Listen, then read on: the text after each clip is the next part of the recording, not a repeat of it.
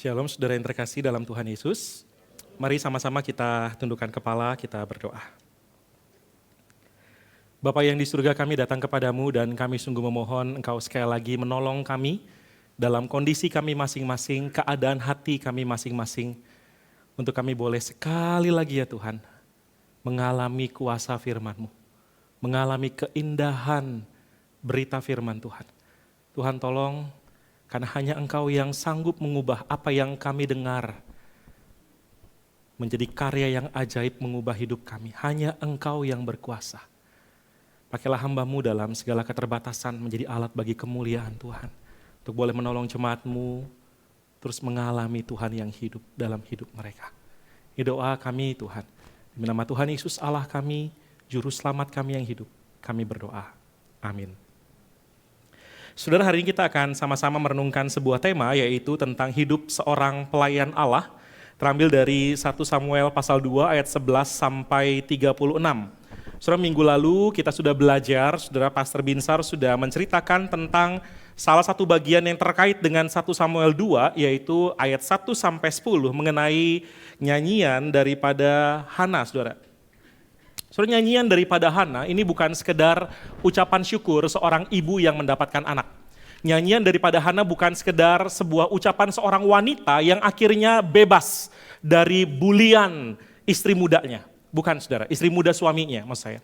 Saudara, bukan cuma sekedar itu. Tetapi nyanyian daripada Hana, saudara-saudara, adalah sebuah pola teologis untuk melihat 1 Samuel secara keseluruhan. Dan bahkan kalau kita mau lihat lebih luas lagi, saudara, tentang bagaimana Allah berkarya dalam kehidupan dunia ini. Dan yang ditekankan oleh Hana, saudara, dalam nyanyiannya itu adalah tentang Allah yang berdaulat membalikkan keadaan. Karena dia adalah Allah yang maha kudus, dia adalah Allah yang maha tahu, dia Allah yang berkuasa, maka dia sanggup saudara merendahkan orang yang meninggikan diri. Dia sanggup mengangkat mereka yang lemah, dia sanggup untuk kemudian mengerjakan banyak perbuatan yang ajaib, dan bahkan paling akhir saudara-saudara, dia sanggup untuk mengirimkan seorang raja yang akan memerintah sebagai raja yang bijaksana, yang penuh dengan hikmat, yang kemudian menunjukkan kasih setia Allah kepada umatnya. Saudara, ini merupakan pola yang kita akan lihat sepanjang 1 Samuel. Bagaimana Allah memilih Saul dari suku yang kecil sampai kemudian dia menjadi raja, lalu dia menjadi congkak, lalu Allah merendahkan dia. Bagaimana Allah memilih Daud yang paling muda saudara dari keluarga Isai. Allah bangkitkan dia sampai kemudian dia menjadi congkak. Dia menghitung jemaat, dia menghitung tentara, dia kemudian juga melakukan dosa. Allah kemudian memberikan disiplin kepada dia. Tapi karena ada pertobatan, Allah terus menyatakan kasih setianya kepada Daud. Saudara, pola-pola seperti ini muncul di dalam nyanyian Hana dalam seluruh kitab 1 Samuel. Dan secara dekat saudara, 1 Samuel pasal 2 ayat 11 sampai 36 juga adalah awal dari bukti kuasa Allah yang berdaulat membalikkan keadaan.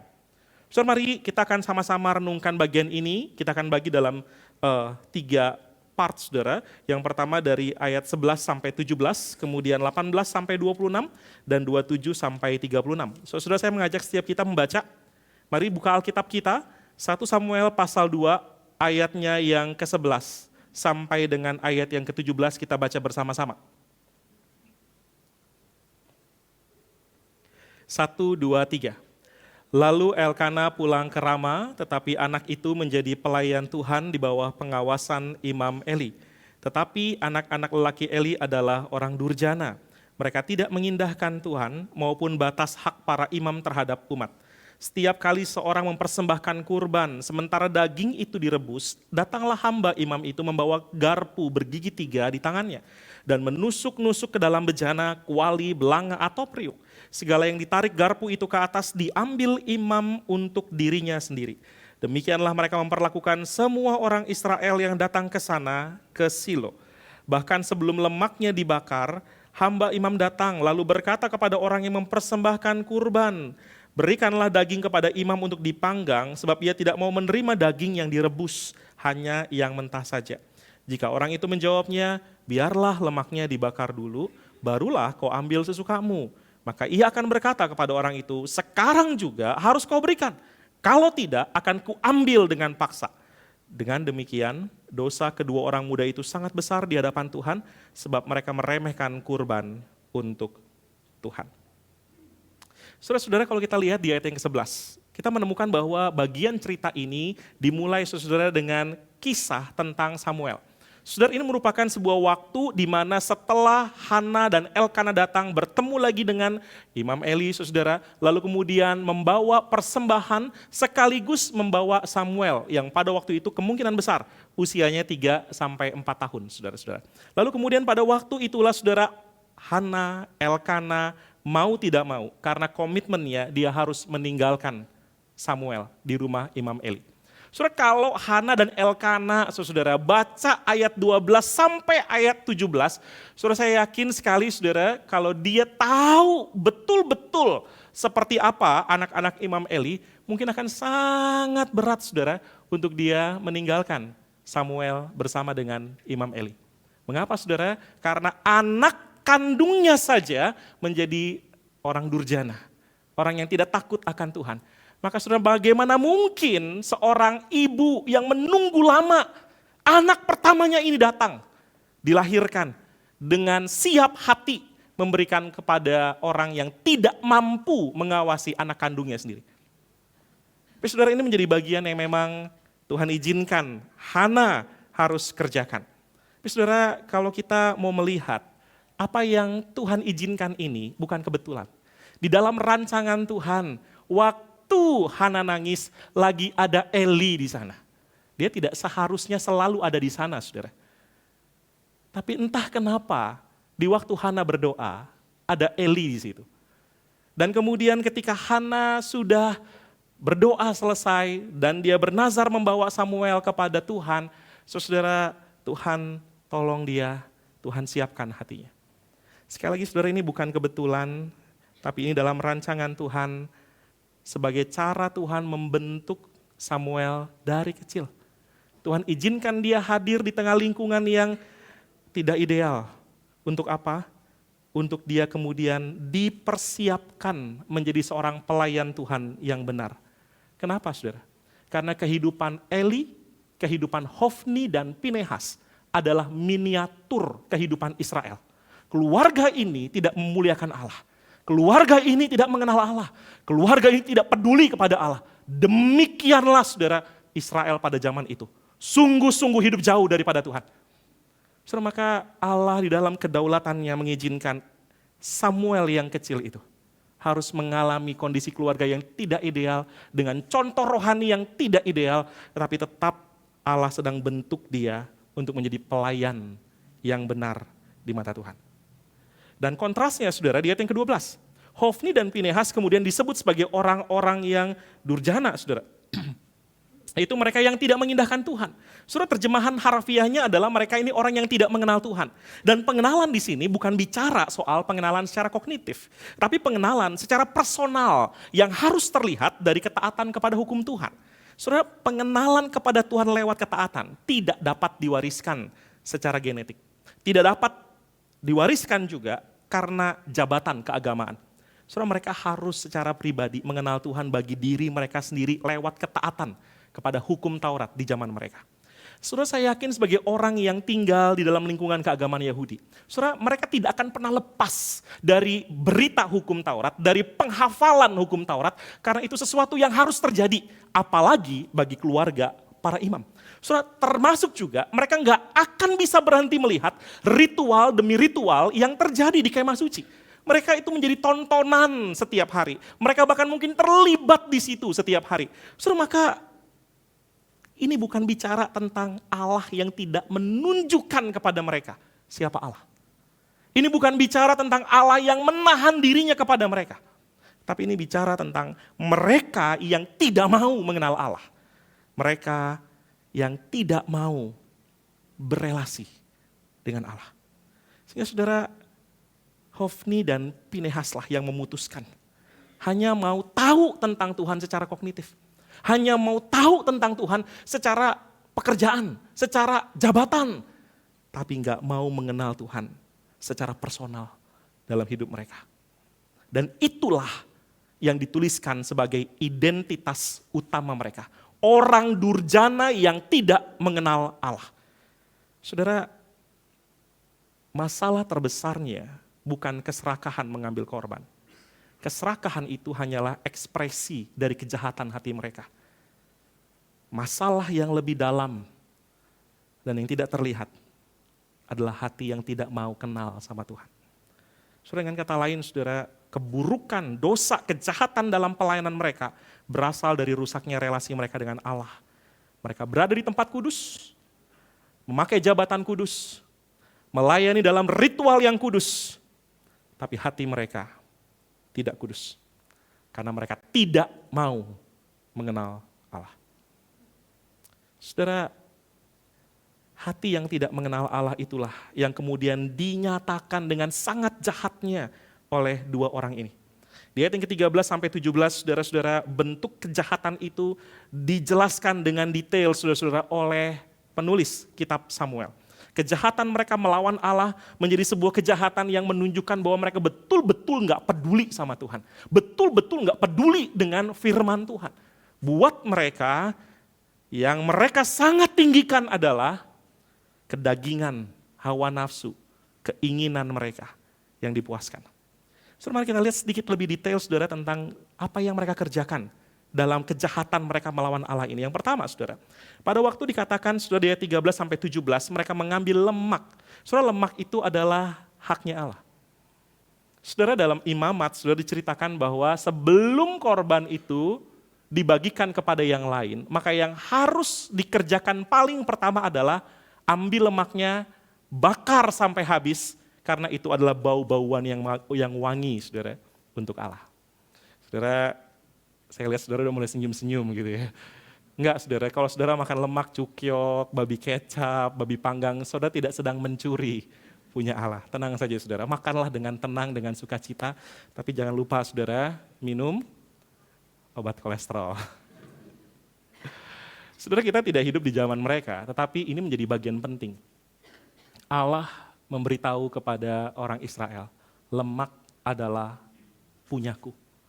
Kita nggak tahu, saudara, apa alasan Allah, dan nggak mungkin juga Allah makan lemak ya, saudara, ya, karena memang habis, hanya tinggal asapnya saja.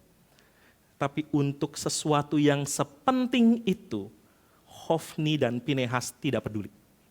Mereka merampas hak Allah, mereka mengambil lemak tersebut, bahkan sebelum korban itu, lemak itu dibakar di mezbah. Mereka duluan mengambil, mereka tidak peduli, mereka tidak hormat pada Allah. Kedua, saudara, mereka bukan cuma mengambil hak Allah, tapi mereka juga kemudian merampas hak umat Allah. Saudara, dalam kitab imamat, imam hanya berhak menerima bagian tertentu saja dari hewan yang dipersembahkan. Hanya bagian dada atau bagian paha kanan, saudara. Nggak dijelasin kanan depan, kanan belakang, nggak dijelasin, saudara, tapi paha kanan begitu. So, ini menjadi bagian yang membawa kita melihat bahwa sekalipun imam memang berhak mendapatkan daging kurban, tetapi tidak semuanya. Karena sisa daripada daging korban setelah dada itu diberikan, atau setelah paha kanan itu diberikan, maka bagian yang lain adalah milik umat yang membawa korban itu. Untuk apa? Untuk mereka nikmati bersama dengan keluarga mereka, sebagai tanda mereka sudah bersyukur, bersuka cita, karena kebaikan Tuhan mereka mengadakan perjamuan bersama. Tapi saudara perhatikan bagaimana Hofni dan Pinehas menciptakan aturan sendiri. Saudara, ini Hofni dan Pinehas ini mafia, saudara. Kenapa? Mereka nggak turun langsung. Bukan mereka yang bawa garpu kepala 3 itu, saudara. Tapi kalau saudara lihat, saudara, yang bawa garpu kepala 3 itu adalah siapa? Hambanya. Kenapa hambanya yang turun? Supaya kalau ada yang komplain, Hofni dan Pinehas bisa berkata, bukan kami yang suruh. Mereka yang terlalu inisiatif. Mafia kan gitu ya, saudara ya. Jago, saudara. Tapi ini menjadi cara yang dilakukan Hofni dan Pinehas untuk merampas hak umat Allah. Maka saudara, imam itu atau hamba imam itu akan membawa garpu itu dan kemudian dia akan menusuk dan mengambil apapun yang kemudian nyampe atau tertahan, saudara-saudara, kecantol di garpu itu. Sebuah perampasan yang legal atas nama kekuasaan seorang imam. Mereka berdua juga kemudian menjadikan ibadah itu sebagai bisnis. Harusnya, saudara, korban ketika dibawa ke mezbah Allah, korban-korban itu, daging-daging korban itu harus entah direbus, entah dibakar, entah diapain, tapi harus dimasak. Dan imam harus menerima daging yang sudah masak. Kenapa? Karena mereka diminta untuk bersekutu bersama dengan jemaat. Itu yang saudara menjadi peraturan daripada imamat. Tapi mereka ngambil daging mentah. Untuk apa? Para ahli perjanjian lama berpendapat kemungkinan besar karena mereka mau jual lagi dagingnya. Dapat cuan. Sehingga mereka nggak mau daging masak. Mereka mau daging mentah supaya mereka bisa dapatin uang tambahan. Dan yang terakhir, mereka melakukan kekerasan di tempat kudus. Dalam Taurat, imam diangkat untuk menjadi perantara yang kudus. Mengayomi, memberkati, membuat jemaat, membuat umat bisa mengalami persekutuan yang indah antara mereka dan bersama juga dengan Tuhan. Tapi saudara, mereka yang terlibat dalam ritual kurban yang harusnya datang dengan benar dan sukarela, mereka menjadi berat hati karena ketemu dengan dua orang imam ini. Hofni dan Pinehas melegalkan kekerasan untuk merampas daging tersebut. Mereka adalah preman berseragam agama yang merampok umat di rumah Tuhan. Saudara, 1 Samuel 2:17 menyimpulkan kejahatan ini dengan kalimat yang sangat tragis. Sangat besarlah dosa kedua orang muda itu di hadapan Tuhan. Mereka bukan sekedar ngambil daging, tapi mereka sedang merendahkan Tuhan yang hidup. Lalu apa relevansinya ini buat kita? Saudara, kisah ini tidak semata-mata menjadi teguran buat kami para pastor yang melayani penuh waktu. Bukan sekedar teguran bagi para diaken atau para elder yang melayani saudara dengan jabatan yang dipercayakan oleh Tuhan. Atau para pemimpin Spark yang Tuhan berikan sebuah kepercayaan melayani. Saudara, bukan cuman untuk kami yang diberikan jabatan. Tapi saudara, mari pahami bahwa setiap kita adalah pelayan Allah. Saudara dan saya adalah pelayan milik Allah. Yang harusnya kita hidup mengenal Allah, menghormati Allah, saudara-saudara. Tapi saudara, ini menjadi bagian yang sangat menyedihkan karena dosa Hofni dan Pinehas sampai sekarang terus terjadi. Banyak sekali orang-orang yang mengikuti Hofni dan Pinehas karena dia melayani tapi dia tidak mengenal Allah. Dia melayani sebagai pekerja di bisnisnya. Dia melayani sebagai seorang suami, istri di keluarganya. Dia melayani sebagai seorang ayah, ibu, anak, orang tua, menantu, mertua, siapapun. Apapun jabatannya. Tetapi mengerjakan semua itu tanpa hati yang mau hidup mengenal dan menghormati Allah. Saudara, ketika hati kita tidak benar-benar mengenal Allah, menghormati Dia, peduli, mengindahkan Dia, yang terjadi adalah kita akan jalani hidup dengan cara duniawi, saudara.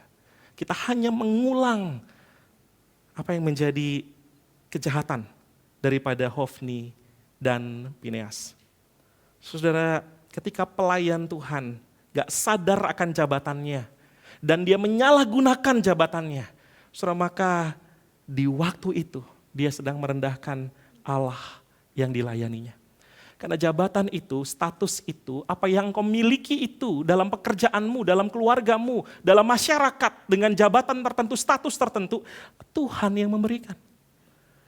Maka ketika engkau menyalahgunakan itu, engkau tidak peduli seharusnya melakukan seperti apa, maka yang terjadi adalah kita sedang menghina Tuhan yang mempercayakan kita jabatan, status, pekerjaan, keluarga itu pada kita. Itulah sebabnya saudara, ketika orang-orang bekerja, ketika orang Kristen bekerja, dan hatinya tidak dipenuhi dengan hati yang mau mengenal Tuhan dan menghormati Tuhan, yang terjadi adalah tidak sedikit orang Kristen menghalalkan segala cara. Tidak sedikit orang Kristen mengeksploitasi orang lain demi kekuasaan, demi kenaikan jabatan, demi target keuntungan, demi kebanggaan diri yang palsu. Karena hatinya tidak mau mengenal Tuhan, tidak mau menghormati Tuhan. Dalam keluarga, tidak sedikit orang Kristen yang Tuhan percayakan sebagai suami, istri, sebagai orang tua, sebagai anak, hanya melihat anggota keluarga lain sebagai alat pemuas ambisi pribadi. Kita sangat rajin mengkritik pasangan, mengkritik orang tua, mengkritik anak. tapi tidak mau terbuka melihat Tuhan membentuk kita lewat kritik sesama keluarga kita. Mengapa? Karena kita nggak mau kenal Tuhan. Kita nggak mau menghormati Tuhan. Kita paksa anak kita lakukan ini dan itu bukan karena kasih, tapi demi kebanggaan diri kita. Saudara, hal-hal inilah yang secara modern, saudara, dapat terulang dalam kehidupan kita yang hidup di zaman ini. Maka saudara, mari sama-sama kita renungkan pertanyaan ini. Apakah saya menjalani hidup saya sebagai pekerja, bisnismen, sebagai profesi apapun, sebagai suami, sebagai istri, orang tua, anak. Apakah saya mengerjakan itu dengan kesadaran saya ini pelayan Allah. Dan saya mau belajar mengenal Allah. Bagian yang kedua, saudara, ayat 18 sampai ayatnya yang ke-26. Saya mengajak kita membaca bagian ini bersama-sama. 1, mari buka lagi Alkitab saudara, 1 Samuel pasal 2 ayat 18 sampai ayat yang ke-26.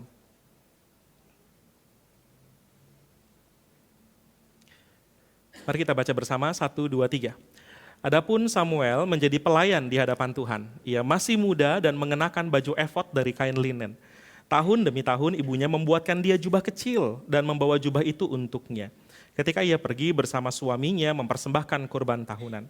Lalu Eli memberkati Elkana dan istrinya demikian. Kiranya Tuhan memberikan keturunan kepadamu dari perempuan ini. Sebagai ganti anak yang telah diserahkannya kepada Tuhan. Sesudah itu mereka pulang ke tempat kediamannya. Sungguh Tuhan memperhatikan Hana. Sehingga dia mengandung dan melahirkan 3 anak laki-laki dan 2 anak perempuan. Sementara itu Samuel yang masih muda bertambah besar di hadapan Tuhan. Eli sudah tua sekali. Ia mendengar segala sesuatu yang dilakukan anak-anaknya terhadap semua orang Israel dan bahwa mereka tidur dengan perempuan-perempuan yang bertugas di pintu kemah perkemahan. Kemah pertemuan. Karena itu ia berkata kepada mereka, mengapa kamu melakukan hal-hal seperti itu sehingga ku dengar dari segenap bangsa ini tentang perbuatan-perbuatanmu yang jahat. Jangan begitu anakku. Bukan kabar baik yang ku dengar disebarluaskan umat Tuhan. Jika seseorang berdosa terhadap yang lain, Allah dapat menengahi. Jika seseorang berdosa terhadap Tuhan, siapa yang dapat menjadi penengah baginya? Tetapi mereka tidak mendengarkan perkataan ayah mereka, sebab Tuhan berkehendak menewaskan mereka. Tapi Samuel yang masih muda bertambah besar dan semakin disukai oleh Tuhan dan manusia. Saudara, bagian ini ada 2 bagian kisah ayat 18 sampai 26 ada 2 bagian yang sangat kontras. Yang pertama saudara, di ayat 18 sampai 21 dan di ayat 26. Saudara, di 18, 21 sampai 26 kita bertemu dengan pertumbuhan daripada Samuel. Samuel yang bertumbuh menjadi pelayan Tuhan. Saudara perhatikan sekali lagi, tetap identitasnya nggak berubah. Saudara, identitas dan orientasi hidup itu yang terus hadir dalam kehidupannya. Dan dalam pertumbuhannya tersebut, saudara, Allah menyatakan kasih-Nya melalui kehadiran kedua orang tuanya yang setiap tahun datang membawa jubah baginya. Saudara bisa bayangin kalau saudara punya anak yang sudah di luar negeri, saudara ya, dan saudara harus mengunjungin dia cuma setahun sekali, saudara-saudara, lalu kemudian lihat dia dari 50 kilo, 60 kilo, 70 kilo gitu saudara ya. Setahun sekali begitu kira-kira. Lewat telepon mungkin gak kelihatan, tapi ketika ketemu muka dengan muka langsung gila tambah gede banget loh begitu ya. Saudara, saya yakin sekali itu yang dirasakan oleh Eli dan oleh Elkana dan Hana. Tiap tahun dari 4 tahun, 5 tahun, jubah yang kemarin udah nggak cukup begitu, udah ngatung begitu kira-kira bahasanya saudara ya. Tangannya udah lebih panjang daripada jubahnya. Maka saudara, Hana bertekad, dia nggak mau datang tangan kosong ketemu anaknya, maka tiap tahun dia bawa jubah itu. Saudara bayangin kalau jubah itu sengaja dibikin Hana sedikit lebih panjang saudara ya. Maka ketika dia pakai jubah itu saudara, jubah itu kemudian pasti kedodoran gitu ya, sampai ke kakinya atau melebihi tangannya gitu ya. Dan dia makin lucu saudara. Saya punya anak umur 6 tahun. Kalau dipakein baju yang biasa ya biasa. Tapi pada waktu dia pakai kaos saya saudara, Rara yang kecil 6 tahun itu pakai kaos saya yang segede ini saudara ya. Saudara, maka saya rasa aduh ini lucu banget, kalau bisa gak usah tambah gede begitu ya saudara ya. Tapi kan gak mungkin begitu. Saudara, maka tiap tahun Hana, Elkana bawa itu, dan itu bukan sekedar emosi daripada Hana. Tapi itu adalah teladan saudara. Teladan apa? Ada 2. Yang pertama, teladan iman. Kenapa teladan iman? Karena waktu dia datang bersama suaminya, Hana Elkana datang dengan tujuan jelas, mempersembahkan korban kepada Allah. Maka kedatangan mereka bukan sekedar mau ketemu anak, tapi karena memang dari dulu mereka sudah setia ikuti Taurat Tuhan, walaupun bayar harga. Dan ketika Samuel ada di sana, Hana menunjukkan teladan iman itu dibarengi dengan teladan kasihnya kepada Samuel. Saudara, maka pertumbuhan Samuel, saudara, bukan cuma dengar teologi daripada Imam Eli. Walaupun anak-anak Imam Eli durjana, saudara, tapi dia diberikan Tuhan anugerah melihat papa dan mama yang menyatakan teladan iman. Teladan kasih. Dan menarik, saudara, Tuhan bukan cuma menunjukkan itu, tapi juga Tuhan memberikan kehadiran adik-adik berikutnya bagi Samuel. Saudara, dikatakan saudara ketika Hana pulang, Hana kemudian melahirkan 3 anak laki-laki dan 2 anak perempuan. Artinya ada 5 adik daripada Samuel yang kemudian saudara-saudara itu meringankan hati Samuel. Saudara, saya yakin, saya ngerasa saudara, saya sendiri ngerasa gitu ya. Maka pada waktu Samuel, dia tahu dia bertumbuh besar, lihat papa mamanya doain dia dari kecil, gak punya anak, dibully oleh Penina, dia dengar ceritanya, dan dia harus pergi meninggalkan Hana. Itu juga gak gampang buat Samuel. Tapi kehadiran anak-anak ini bukan bicara soal teologi transaksi. Ketika Hana kasih anak 1, maka Tuhan kasih 5 anak tambahan. Zaman dulu sukacita, zaman sekarang ampun gitu ya. Kalau bisa jangan Tuhan, cukup begitu. Tapi sebenarnya menjadi bagian bukan tentang teologi transaksi antara kita dengan Tuhan. Betul saudara, Tuhan gak pernah berhutang apapun kepada saudara dan saya. Sehebat-hebatnya saudara memberikan, Tuhan pasti balas lebih besar. Dan akan selalu membuat saudara kagum melihat gak mungkin Tuhan berhutang sama saya. Tapi ini bukan cuma sekedar tentang itu, tapi ini tentang Samuel. Kelahiran adik-adik Samuel adalah untuk meringankan hati Samuel, untuk fokus sebagai pelayan Tuhan. Jangan takut. Tuhan pimpin mamamu dan papamu. Aku kirim anak-anak yang lain, adik-adikmu. Hidupmu adalah untuk aku. So, maka 2 kali di ayat 18 dan di ayat 26 diulang Samuel hidup sebagai pelayan Tuhan, bertumbuh makin besar di hadapan Tuhan. Dan kisah ini menjadi kontras sekali dengan keluarga Eli. Di ayatnya yang ke-22 sampai 25, kita justru menemukan ada dosa dan penghakiman terhadap Hofni dan Fineas. Saudara, pada waktu Eli menegur mereka, Eli sudah sangat tua. Sudah terlambat, gak bisa lagi pukul anak saudara ya. Pakai rotan udah gak mungkin. Anak udah makin gede. Maka dengan kekuatan apa dia harus mempengaruhi kedua anaknya untuk bertobat? Gak ada lagi saudara. Dan bukan cuma karena usianya yang tua, tetapi saudara Eli gak punya teladan rohani. Tidak punya otoritas sebagai orang tua untuk menegur Hofni dan Pinehas. Kenapa saudara? Karena Eli tahu dosa mereka dari dulu. Dan bahkan Eli menikmati dosa mereka, ikut makan lemak itu, ikut makan daging yang diambil dengan serakah. Nanti kita akan belajar di pasal-pasal berikutnya. Tetapi di sini kenapa Eli baru negur? Karena dosa mereka bertambah besar. Dulu cuma ngambil daging, mungkin awalnya marah, tapi karena enak, terlibat, jadi kebiasaan. Jadi akhirnya gak bisa mau negur. Kenapa? Sama-sama makan saudara. Tapi sekarang karena dosa mereka sudah makin kacau, tidur bersama dengan wanita yang melayani di pintu kemah pertemuan, saudara, maka karena dosa itu mempermalukan Eli juga. Saudara, maka akhirnya Eli harus mengambil keputusan untuk menegur. Tapi respons kedua anak tersebut tidak mengherankan, bukan? Mengapa? Karena dari dulu sudah dibiarin, maka hati mereka yang tidak mau mengenal Tuhan, tidak mau menghormati Tuhan, membuat mereka ya akhirnya mengabaikan teguran ayah mereka. Tapi perhatikan saudara, penulis kitab ini membawa kita melihat dari sudut pandang Allah. Kekerasan hati mereka adalah karena Tuhan hendak menewaskan mereka. Saudara, jangan buru-buru lihat Tuhan jahat di bagian ini. Kenapa? Karena kita tahu Tuhan gak mungkin jahat.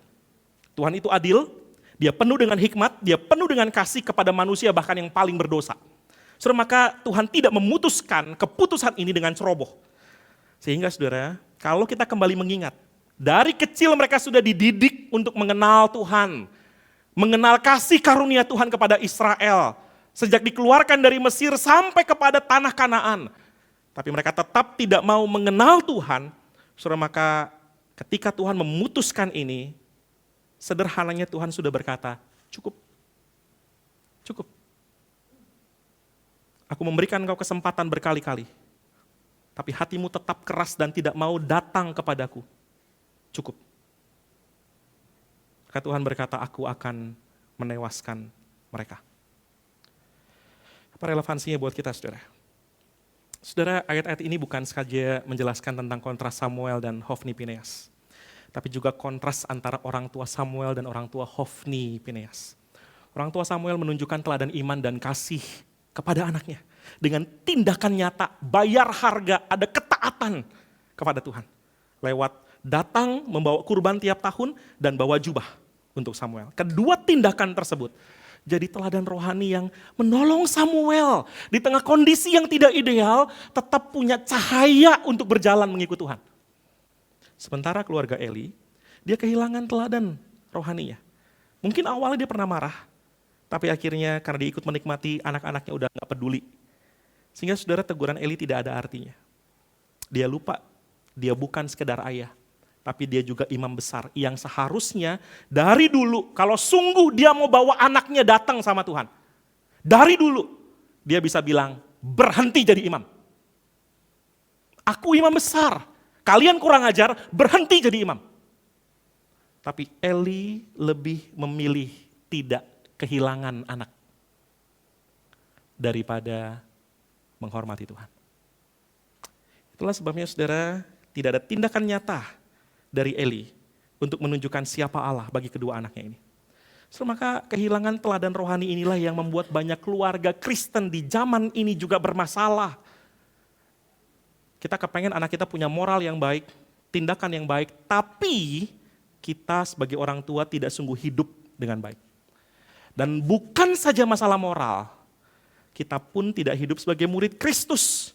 Sehingga kita tidak bisa memuridkan anak yang Tuhan percayakan kepada kita. Sebagai orang tua, saudara, mungkin banyak di antara kita sibuk memperhatikan sekolah mereka, keuangan untuk mereka les dan segala macam, kesehatan mereka, saudara, semua itu baik. Saya juga lakukan itu, saudara. Tapi mungkin yang kita lupa tunjukin adalah hidup dengan serius sebagai murid Kristus. Mereka melihat pertobatan kita, mereka melihat kita mencintai kebenaran, mereka melihat kita membenci dosa, mereka melihat kita jatuh bangun dalam semua itu. Karena nggak ada teladan rohani, saudara. Maka tidak heran banyak anak dari keluarga Kristen memberontak, meninggalkan gereja, menghina Tuhan. Hilang, sampai akhirnya mereka bertemu figur yang lain, dan bukan papa mamanya yang bawa dia datang lagi kepada Tuhan, di dalam anugerah Tuhan. Menyedihkan, saudara, menyedihkan. Anak-anak butuh kehadiran engkau, papa mama, sebagai cerminan Allah dalam hidup mereka. Maukah engkau lakukan itu? Bagi kita yang belum jadi orang tua, kisah ini juga bergema buat hidupmu. Karena engkau juga dipanggil untuk membawa teladan rohani bagi orang lain di sekitarmu. Terlebih bagi mereka yang belum percaya kepada Tuhan. Keluargamu, teman kantormu, siapapun itu. Mungkinkah alasan terbesar kenapa mereka belum mau percaya kepada Kristus adalah karena mereka tidak melihat hidupmu yang berubah dan berbuah. Sehingga bagaimana mereka bisa melihat Yesus itu sungguh ajaib, sungguh baik, sungguh indah. Kalau engkau tidak menunjukkan keajaiban, keindahan, kebaikan Kristus lewat hidupmu. Saudara, teladan rohani bukan bicara soal kesempurnaan, tapi bicara soal pertumbuhan. Pertumbuhan karakter menjadi seperti Kristus. Adakah pertumbuhan itu sungguh terjadi? Proses pemuritan, saudara, terjadi karena ada teladan rohani dari kita. Nggak mungkin pemuritan cuma karena dikotbahin. Saudara ingin melihat anak saudara ingin melihat orang lain hidup sebagai murid Kristus, saudara, maka jalanilah hidupmu sebagai murid Kristus. dalam jatuh bangunmu, air matamu, biarkan mereka tahu engkau gagal. Tapi bawa mereka untuk melihat ada pengharapan dalam kegagalanmu. Disitulah saudara, proses pemuritan menjadi otentik. Karena mereka melihat bukti nyata kasih Allah yang memuridkan papa mamanya, anaknya, temannya. Dan kemudian membawa mereka melihat Allah yang sama mau mengubah hidup mereka. Maka hari ini mari sama-sama renungkan saudara, apakah hidupmu menghasilkan teladan rohani bagi kemuliaan Allah. Terakhir saudara, 1 Samuel pasal 2 ayat 27 sampai 36. Mari sama-sama kita baca bagian ini saudara.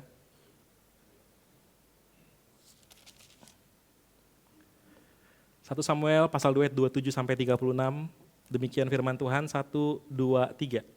Seorang abdi Allah datang kepada Eli dan berkata kepadanya, beginilah firman Tuhan, bukankah dengan nyata aku menyatakan diri kepada nenek moyangmu ketika mereka masih menjadi milik keluarga Firaun di Mesir? Aku telah memilihnya dari semua suku Israel menjadi imam bagiku untuk mempersembahkan kurban di atas mezbahku, membakar dupa, memakai baju efod di hadapanku.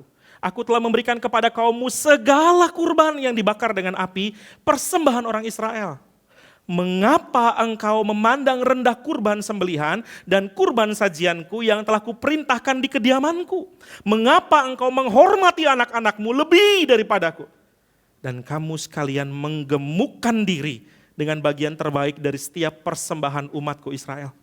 Sebab itu, demikian firman Tuhan, Allah Israel. Memang aku telah berkata keluargamu dan kaummu akan hidup di hadapanku selamanya. Tapi sekarang demikianlah firman Tuhan, jauhlah hal itu dariku. Sebab siapa yang menghormati aku akan kuhormati, tapi siapa yang menghina aku akan dipandang rendah.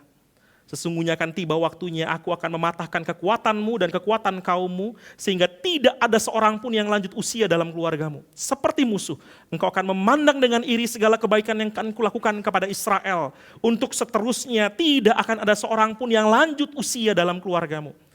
Tapi seorang dari keturunanmu tidak akan kuputuskan dari lingkungan mezbahku. Dia akan membawa matamu pedih dan jiwamu merana, segala tambahan anggota keluargamu akan mati oleh pedang lawan. Apa yang akan terjadi pada kedua anakmu? Hofni dan Pinehas menjadi tanda bagimu. Pada hari yang sama, keduanya akan mati. Aku akan mengangkat bagiku seorang imam yang setia, yang bertindak sesuai dengan hatiku dan jiwaku. Aku akan membangun baginya keturunan yang setia dan selalu hidup di hadapan orang yang kuurapi. Kemudian siapa yang masih hidup dari keturunanmu akan datang sujud menyembah dia demi sekeping uang perak dan sepotong roti. Dan berkata, tempatkanlah aku dalam salah satu golongan imam supaya aku dapat makan sekerat roti. Dalam kisah ini saudara, kita dibawa melihat anugerah pemilihan Allah. Aku yang pilih kamu, aku yang bawa kamu keluar dari Mesir, aku yang bawa kamu untuk kemudian menjadi imam. Saudara, ada anugerah yang besar yang Allah berikan kepada keturunan daripada Eli. Tapi saudara, kita tahu dari kisah yang tadi kita baca, Eli lebih memilih menghormati anaknya daripada menghormati Allah. Itulah sebabnya saudara, Allah berkata, kenapa kamu pandang rendah kurban sembelihan dan kenapa kamu lebih memilih untuk menghormati anakmu daripada menghormati aku. Saudara, nggak selesai sampai di sana, Eli juga kemudian mendengar berita firman Tuhan yang berkata akan ada hukuman. Dan hukumannya sangat menyeramkan saudara. Tidak ada yang lanjut usia, tambahan anak akan mati semua, keluargamu akan tewas oleh pedang, dan kemudian hanya ada satu yang akan kubiarin tinggal, dan tetap tinggal di mezbah Tuhan pun, supaya bikin jiwamu merana. Saudara perhatikan betapa besarnya kemarahan Allah kepada orang ini, kepada keluarga ini. Karena yang mereka lakukan bukan sekedar membuat diri mereka gemuk dengan makan korban, tapi yang membuat Allah marah sedemikian rupa adalah orang Israel jadi tidak mau datang ke kemah suci untuk mempersembahkan korban, berelasi lagi dengan Allah. Keluarga ini menjadi batu sandungan bagi umat Allah yang lain untuk mengenal Allah dengan benar. Saudara, kisah ini membawa kita sampai kepada ending yang sangat menyedihkan. Tetapi saudara, itu belum semuanya. Mengapa? Karena Allah kemudian berjanji akan ada imam yang setia, yang membawa bangsa Israel itu, sekalipun di tengah kehancuran sistem agama, tapi akan ada satu orang imam yang Tuhan akan utus untuk membawa mereka kembali berelasi dengan Allah. Saudara, kisah ini membawa kita kembali bertemu dengan sebuah kebenaran. Yang Tuhan minta, yang Tuhan harapkan daripada kita, bukan besarnya jabatanmu, bukan hasil berapa banyak uangmu, berapa banyak hartamu yang kau bawa persembahkan kepada Tuhan. Bukan itu. Penting saudara, untuk kemajuan pelayanan Tuhan, betul. Tapi yang paling penting yang Allah inginkan adalah apakah hatimu menghormati Tuhan. Maka apa maksudnya? Maksudnya adalah pada waktu bisnismu nggak maju, jabatanmu nggak naik-naik, hasil usahamu rugi, yang Tuhan tetap ingin dapatkan adalah penghormatanmu kepada Dia. Ketika keluargamu tidak baik-baik saja, Tuhan tetap ingin melihat penghormatanmu kepada Dia. Karena itulah yang menjadi tolak ukur yang Tuhan minta dari kita para pelayannya. Dan Tuhan juga kepengen saudara membawa kita melihat naik jabatan, bisnis meningkat, dapat anak, sembuh dari sakit. Semua itu menjadi hal yang indah. Tapi saudara, jangan lebih menghormati berkat-berkat itu daripada menghormati Tuhan sendiri. Karena betapa menyedihkannya saudara, kalau kita menjadi orang-orang yang fokus kepada berkat, dan kita lupa di balik berkat itu ada Tuhan yang jauh lebih besar, jauh lebih indah daripada berkat yang sementara itu. Orang yang kita sayangi bisa Tuhan panggil. Uang yang kita miliki, aset yang kita punyai bisa hancur, hilang, lenyap. Tapi Tuhan gak akan pernah meninggalkanmu. Itulah sebabnya Dia ingin kau lebih menghormati Dia dibandingkan apapun di dunia ini. Maka mari renungkan, apakah hidupmu menunjukkan bahwa hanya Tuhanlah yang kau hormati? Saudara, saya tidak ingin saudara pulang dengan berat. Karena saya waktu renungkan firman ini pun berat. Saya bukan ayah yang baik. Saya bukan pelayan Tuhan yang baik. Lalu bagaimana kita harus menjalani hidup di tengah situasi ini? Saudara pandang pada salib. Kita pelayan yang gagal. Kita pelayan yang sering berontak. Ada Kristus, imam yang sejati. Dia menghormati Bapa dengan sungguh-sungguh. Bahkan dia taat sampai mati di kayu salib. Untuk membawa engkau dan saya mengalami hidup yang diubahkan. Maka apa yang harus kita lakukan bukanlah hidup seperti Samuel. Bukanlah jangan hidup seperti Hofni atau Fineas. Yang Tuhan inginkan adalah tinggal dalam kasih Kristus. Kita akan gagal, kita akan jatuh. Tapi kasih-Nya akan setia menopang engkau dan saya. Maka engkau datang pada Tuhan. Dan tinggal terus dalam kasih-Nya. Mari sama-sama kita akan naikkan sebuah pujian. Lagu ini berkata, Kaulah segalanya. Dan biar lagu ini boleh menjadi doa kita di hadapan Tuhan.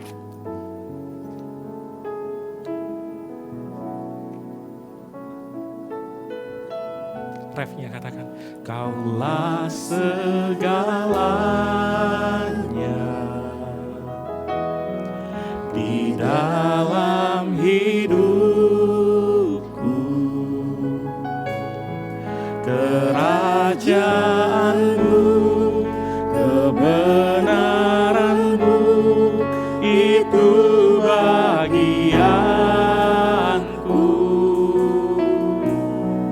Kaulah yang ku pandang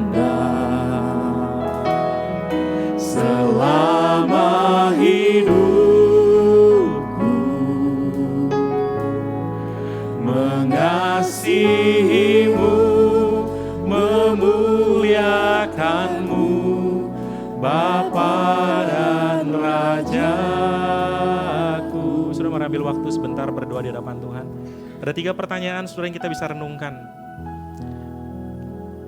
Yang pertama saudara, apakah engkau hidup sebagai pelayan Allah yang mengenal siapa Allah yang menjadi Tuhanmu? Yang kedua, apakah hidupmu ada buah teladan rohani yang orang lain bisa lihat dan memuliakan Allah karenanya? Dan yang terakhir, Apakah hidupmu menunjukkan bahwa hanya Tuhan, hanya Dia satu-satunya yang kau hormati, yang kau muliakan, yang kau cintai. Tidak ada yang mengambil tempat terutama itu dari hidupmu. Ambil waktu sebentar berdoa di hadapan Tuhan.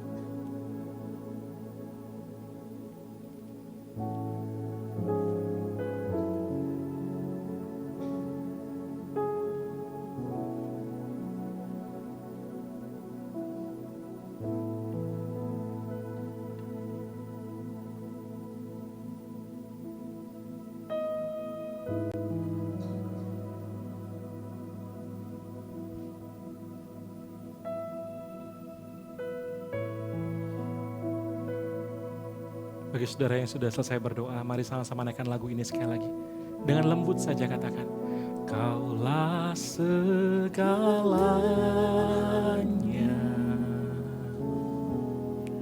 di dalam hidupku,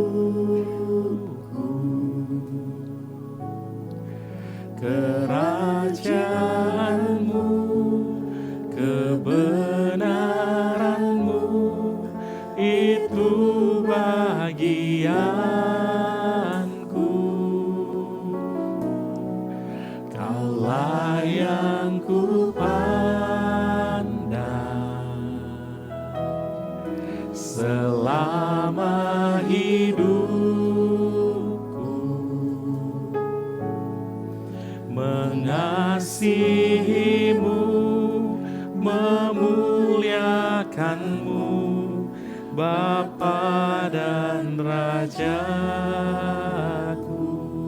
Tuhan, kami datang kepadamu, kami menyerahkan hidup kami, agar betul Engkau menjadi segalanya dalam hidup kami. Yang kami hormati, kami tinggikan, kami muliakan, kami kenal.